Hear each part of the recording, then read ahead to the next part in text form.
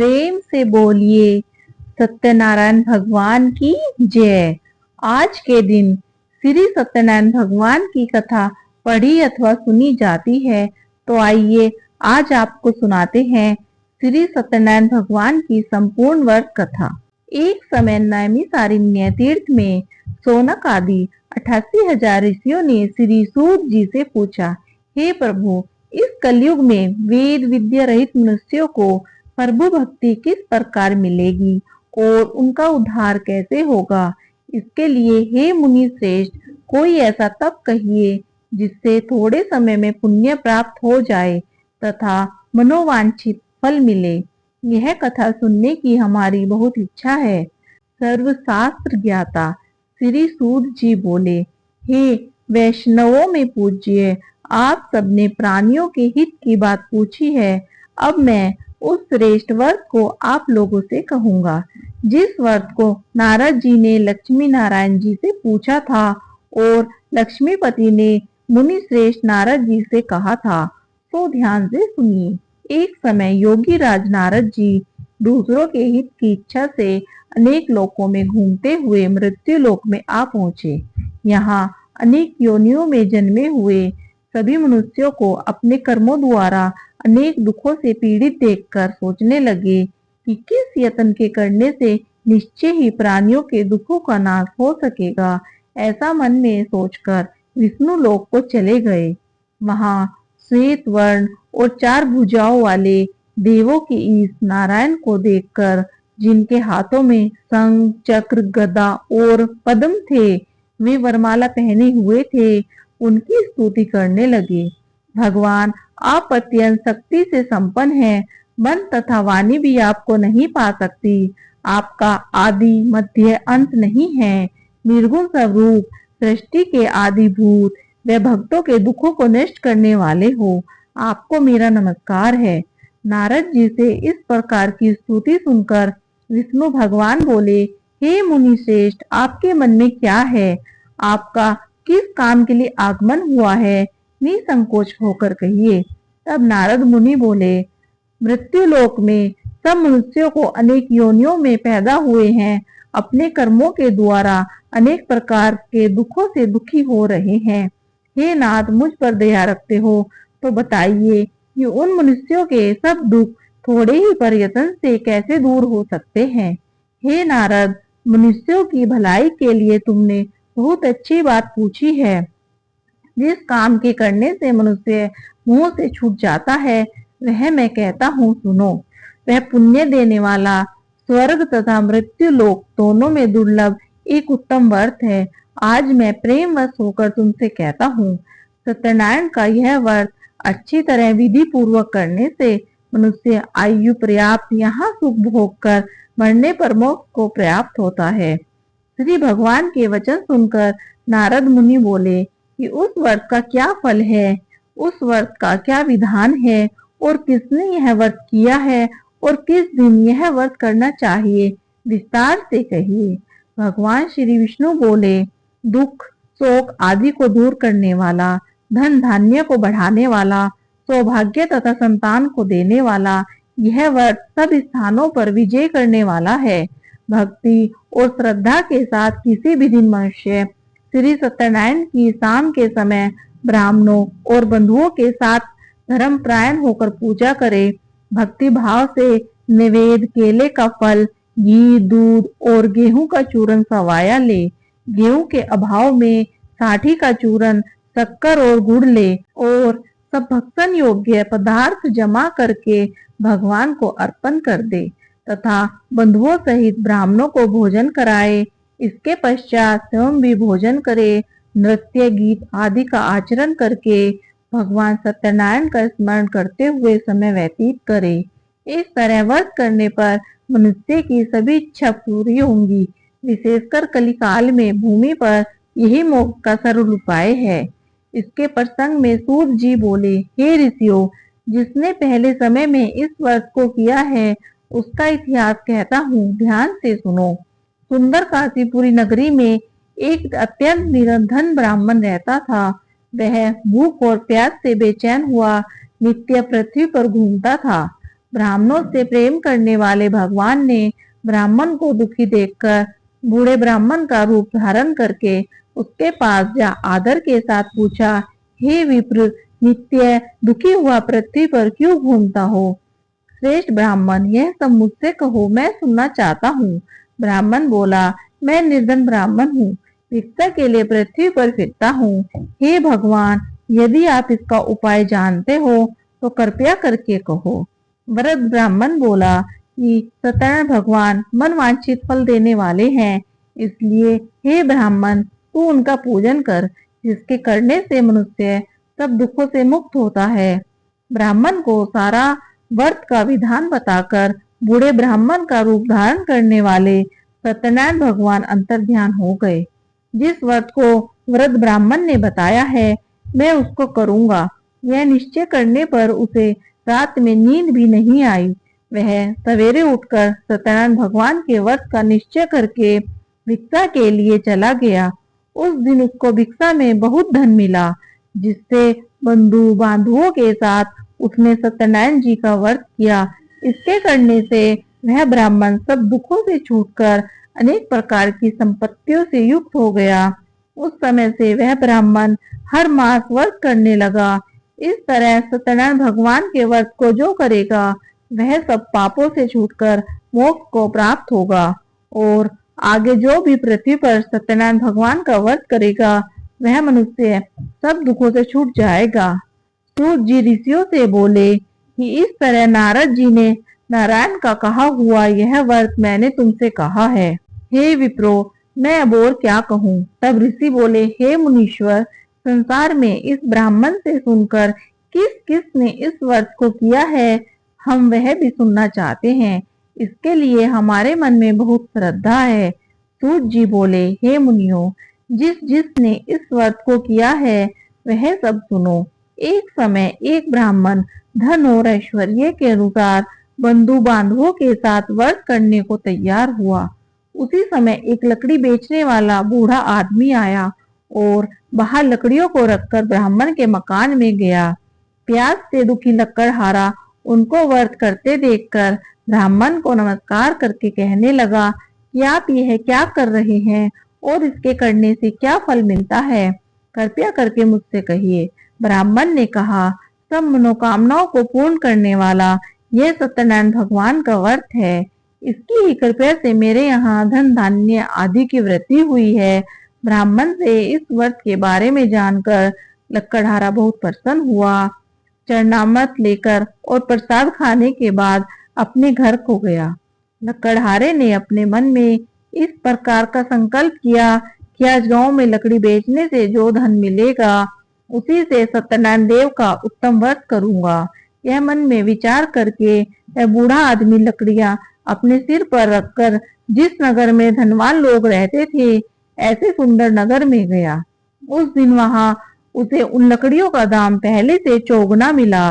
तब वह बूढ़ा लकड़हारा दाम लेकर और अति प्रसन्न होकर पक्के केले की फली, शक्कर, घी, दूध, दही और गेहूं का चूरन इत्यादि सत्यनारायण भगवान के व्रत की कुल सामग्रियों को लेकर अपने घर गया।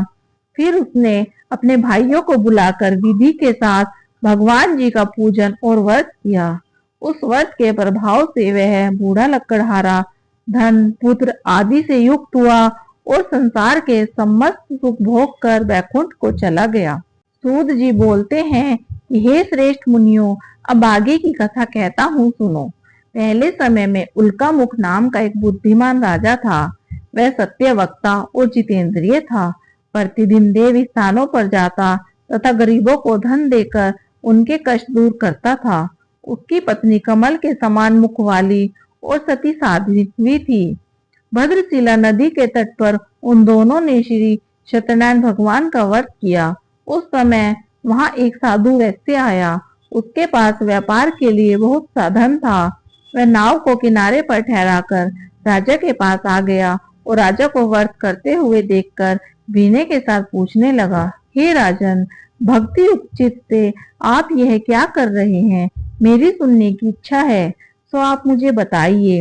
राजा बोला, हे साधु, अपने बांधवों के साथ पुत्र आदि की प्राप्ति के लिए महान शक्तिवान सत्यनारायण भगवान का व्रत तब पूजन किया जा रहा है।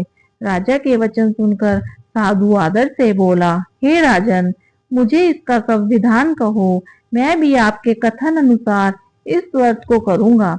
मेरे भी कोई संतान नहीं है और इससे निश्चय ही हो जाएगी। राजा से संविधान सुनकर व्यापार से निवृत्त हो वह आनंद के साथ घर गया। साधु ने अपनी स्त्री से संतान देने वाले उस व्रत का समाचार सुनाया और कहा कि जब मेरे संतान होगी तब मैं इस व्रत को करूंगा। साधु ने ऐसे वचन अपनी स्त्री लीलावती से कहे। एक दिन उसकी स्त्री लीलावती पति के साथ आनंदित होकर संसारिक धर्म में परिवर्तित होकर सत्यनारायण भगवान की कृपा से गर्भवती हो गई तथा 10वें महीने में उसकी एक सुंदर कन्या का जन्म हुआ। वह कन्या दिनों दिन इस तरह बढ़ने लगी जैसे शुक्ल पक्ष का चंद्रमा बढ़ता है। कन्या का नाम कलावती रखा गया।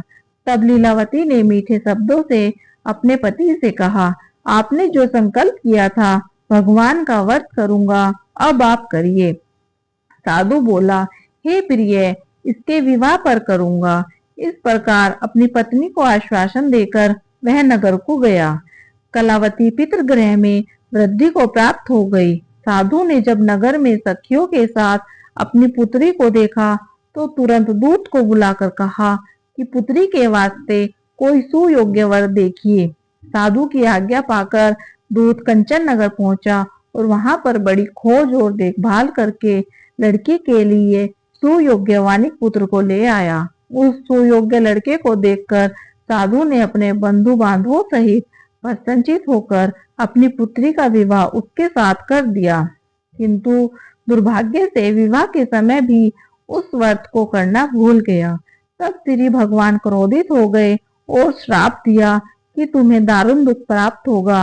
अपने कार्य में कुशल साधु बनिया जमाता सहित समुद्र स्थित रतनपुर नगर में गया और वहां दोनों ससुर जमाई चंद्रकेतु राजा के उस नगर में व्यापार करने लगे। एक रोज भगवान सत्यनारायण की माया से प्रेरित होकर कोई चोर राजा का धन चुरा कर भागा जा रहा था, किंतु राजा के दूतों को आता देखकर चोर ने घबराकर भागते हुए राजा के धन को वहीं चुपचाप रख दिया जहां वो ससुर जमाई ठहरे हुए थे। तब दूतों ने उस साधु वैश्य के पास जाकर राजा के धन को रखा देखा तो वे दोनों को बंधक बनाकर ले गए और प्रसन्नता से दौड़ते हुए राजा के समीप जाकर बोले, यह दो चोर हम पकड़कर लाए हैं, देखकर आज्ञा दे। तब राजा की आज्ञा से उनको कठोर कारावास में डाल दिया और उनका सब धन छीन लिया।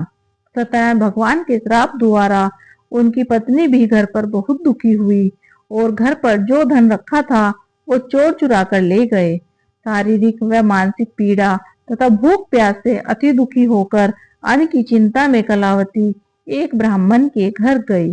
वहां उसने सत्यनारायण भगवान का व्रत होते देखा, फिर कथा सुनी तथा प्रसाद ग्रहण करके रात को घर आई। माता ने कलावती से कहा, हे पुत्री, अब तक कहाँ रह गई थी? वे तेरे मन में क्या है? कलावती बोली, हे माता, मैंने एक ब्राह्मण के घर पर श्री सत्यनारायण भगवान का व्रत देखा है। कन्या के वचन सुनकर लीलावती भगवान के पूजन की तैयारी करने लगी। लीलावती ने परिवार और बंधुओं सहित श्री सत्यनारायण भगवान का पूजन किया और वर मांगा कि मेरे पति और दामाद शीघ्र घर आ जाएं। साथ ही प्रार्थना की कि हम सबका अपराध क्षमा करो। सत्यनारायण भगवान इस वर्ष से संतुष्ट हो गए। राजा चंद्रकेतु को सोपन में दर्शन देकर कहा, हे राजन, दोनों वैश्यों को प्रातः ही छोड़ दो और सब धन जो तुमने ग्रहण किया है वह दे दो, नहीं तो मैं तेरा धन, राज्य, पुत्र आदि सब नष्ट कर दूंगा। राजा से ऐसे वचन कहकर भगवान अंतर्ध्यान हो गए। प्रातःकाल राजा चंद्रकेतु ने अपना सपना सभा में सुनाया। फिर दोनों वानिक पुत्रों को कैद से मुक्त कर सभा में बुलाया। दोनों ने आते ही राजा को नमस्कार किया। राजा मीठे वचनों से बोले, हे महानुभावों, भावी वक्त ऐसा कठिन दुख प्राप्त हुआ है, अब तुम्हें कोई भय नहीं है। ऐसा कहकर राजा ने उनको नए नए वस्त्र आभूषण पहनाए तथा उनका जितना धन लिया था उससे दुगना धन देकर आदर सहित विदा किया। दोनों वैश्य अपने घर को चल दिए। सूद जी बोले, वैश्य ने मंगलाचार करके यात्रा आरंभ की और अपने नगर को चला। उनके थोड़ी दूर निकलते ही दंडी वेशधारी सत्यनारायण भगवान ने उनसे पूछा, हे साधु, तेरी नाव में क्या है? अभिमानी वानिक हंसता हुआ बोला, हे दंडी जी, आप क्यों पूछते हो? क्या धन लेने की इच्छा है? मेरी नाव में तो बेल और पत्ते भरे हैं। वैश्य का कठोर वचन सुनकर भगवान ने कहा, तुम्हारा वचन सत्य हो। दंडी जी ऐसा कहकर वहां से दूर चले गए और कुछ दूर जाकर समुद्र के किनारे बैठ गए। दंडी जी के जाने पर वैश्य ने नित्य क्रिया करने के बाद नाव को ऊंची उठी देखकर अचंबा किया और नाव में बेल पत्ते आदि देखकर मूर्छित होकर जमीन पर गिर पड़ा। फिर मूर्छा खुलने पर अत्यंत शोक प्रकट करने लगा। तब उसका दामाद बोला कि आप शोक ना करें, यह दंडी जी का श्राप है, अतः हमें उनकी शरण में चलना चाहिए, तभी हमारी मनोकामना पूरी होगी। दामाद के वचन सुनकर वह दंडी जी के पास पहुंचा और अत्यंत भक्ति भाव से नमस्कार करके बोला, मैंने जो आपसे असत्य वचन कहे हैं उनको क्षमा करो। ऐसा कहकर महान शोकातुर होकर रोने लगा। तब दंडी भगवान बोले, हे वानिक पुत्र, मेरी आज्ञा से बार बार तुम्हें दुख प्राप्त हुआ है, तू मेरी पूजा से विमुख हुआ है। साधु बोला, हे भगवान, आपकी माया से मोहित ब्रह्मा आदि भी आपके रूप को नहीं जानते, तब मैं अज्ञानी कैसे जान सकता हूँ? आप प्रसन्न होइए, मैं सामर्थ्य के अनुसार आपकी पूजा करूंगा। मेरी रक्षा करो और पहले के समान नौका में धन भर दो। उसके भक्ति युक्त वचन सुनकर भगवान प्रसन्न होकर उसकी इच्छा अनुसार वर देकर अंतर्ध्यान हो गए। तब उन्होंने नाव पर आकर देखा कि नाव धन से परिपूर्ण है। फिर वह भगवान सत्यनारायण का पूजन कर साथियों सहित अपने नगर को चला। अब अपने नगर के निकट पहुंचा, तब दूत को घर भेजा। दूत ने साधु के घर जाकर उसकी स्त्री को नमस्कार करके कहा कि साधु अपने दामाद सहित इस नगर के समीप आ गए हैं। ऐसा सुनकर साधु की स्त्री ने बड़े हर्ष के साथ सत्यदेव का पूजन कर पुत्री से कहा, मैं अपने पति के दर्शन को जाती हूँ, तू कार्य पूर्ण करके शीघ्र आजा। माता के ऐसे वचन सुनकर कलावती प्रसाद छोड़कर पति के पास गई। प्रसाद की अवज्ञा के कारण सत्यदेव ने रुष्ट होकर उसके पति को नाव सहित पानी में डुबो दिया। कलावती अपने पति को न देखकर सोती हुई जमीन पर गिर गई। इस तरह नौका को डूबा हुआ तथा कन्या को रोता देखकर साधु दुखी होकर बोला, हे प्रभु, मुझसे या मेरे परिवार से जो भूल हुई है उसे क्षमा करो। उसके दीन वचन सुनकर सत्यदेव भगवान प्रसन्न हो गए और आकाशवाणी हुई, हे साधु, तेरी कन्या मेरे प्रसाद को छोड़कर आई है, इसलिए इसका पति अदृश्य हुआ है। यदि वह घर जाकर प्रसाद खाकर लौटे तो इसे पति अवश्य मिलेगा। ऐसी आकाशवाणी सुनकर कलावती ने घर पहुंचकर प्रसाद खाया, फिर आकर पति के दर्शन किए। तत्पश्चात साधु ने बंधु बांधवों सहित सत्यदेव भगवान का विधि पूर्वक पूजन किया। उस दिन से वह पूर्णिमा को सत्यनारायण का पूजन करने लगा। फिर इस लोक का सुख भोग कर अंत में स्वर्ग लोक को गया। सूत जी बोले, हे ऋषियों, मैं और भी कथा कहता हूँ, सुनो। प्रजा पालन में लीन तुगध्वज नाम का राजा था। उसने भी भगवान का प्रसाद त्याग कर बहुत दुख पाया। एक समय वन में जाकर वन्य पशुओं को मारकर बड़ के पेड़ के नीचे आया। वहां उसने ग्वालों को भक्ति भाव से भगवान सत्यनारायण जी का पूजन करते देखा। राजा देखकर भी अभिमानवश वहां नहीं गया और ना ही पूजन किया, ना ही नमस्कार किया, तथा जब ग्वालों ने भगवान का प्रसाद उसके सामने रखा तो वह प्रसाद को त्याग कर अपनी सुंदर नगरी को चला गया। वहां उसने अपना सब कुछ नष्ट पाया तो वह जान गया कि यह सब भगवान ने किया है। तब वह विश्वास करके ग्वालों के समीप गया, विधि पूर्वक पूजन करके प्रसाद खाया तो भगवान सत्यदेव की कृपा से सब पहले जैसा हो गया। फिर दीर्घ काल तक सुख भोग कर बढ़ने पर स्वर्ग लोक को गया।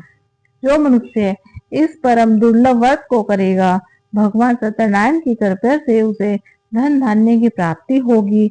निर्धन धनी और बंदी बंधन से मुक्त होकर निर्भय हो जाता है। संतानहीनों को संतान प्राप्त होती है तथा सब मनोरथ पूर्ण होकर अंत में बैकुंठ को जाता है। यह सत्य है। श्री सूत जी कहते हैं कि ब्राह्मणों, आपको मैंने सत्यनारायण व्रत की यह पावन कथा सुनाई है। इस व्रत का पालन करके मनुष्य सभी दुखों से मुक्त हो जाता है। विशेषकर कलयुग में श्री सत्यनारायण की पूजा महाफल देने वाली है। इन देवता को कोई सत्यनारायण कहते हैं, कोई सत्यदेव कहते हैं। अनेक रूपों में श्री सत्यनारायण भगवान सभी के मनोरथों को पूर्ण करते हैं। हे सनातन सत्यदेव, कलयुग में सत्यव्रत के रूप में अवतरित होंगे। हे श्रेष्ठ मुनियों, जो मनुष्य नित्य इसका पठन व श्रवण करता है, श्री सत्यनारायण भगवान की कृपा से उसके सभी पाप नष्ट हो जाते हैं। प्रेम से बोलो श्री सत्यनारायण भगवान की जय। आपको मेरा वीडियो अच्छा लगा हो तो प्लीज लाइक कीजिए और हमारे चैनल को सब्सक्राइब कीजिए। धन्यवाद।